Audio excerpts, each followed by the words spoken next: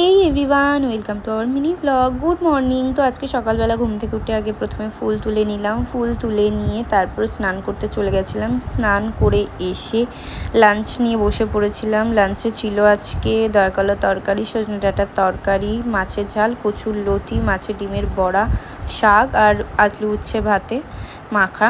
তো তারপরে উঠে দেখি এরা চলে এসেছে, যেহেতু আজকে মেলায় যাব তাই মামার কাছে এসে বায়না। তো আমি রেডি হয়ে গেছি মেলায় যাওয়ার জন্য। চলো মেলায় যাওয়া যাক। এটা হচ্ছে চৈত্র সেলের মেলা। তো পুরো চৈত্র মাস ধরে এই সেলের মেলাটা হয়। তো এই দেখো মেলায় আমরা ঢুকে পড়েছি মাঠের মধ্যে। এটা হচ্ছে মাঠের সামনে একটুখানি অংশ, পেছনে অনেক বড় মাঠ।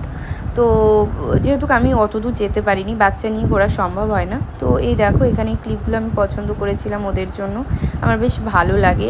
আর এখানে ওদের জন্য বউগুলো দেখছিলাম, আমার খুব ভালো লাগে এই বউগুলো, বাচ্চাদের চুলে দেবে পেছনে।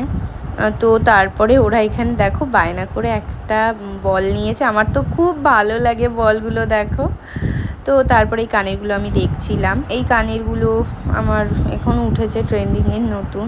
তো এই কানেরটা নিলাম আমি সূর্যমুখী, পাশে পদ্মটা, ওটাও ভালো লাগছিল, ওটা আমার শাশুড়ি পছন্দ করছে।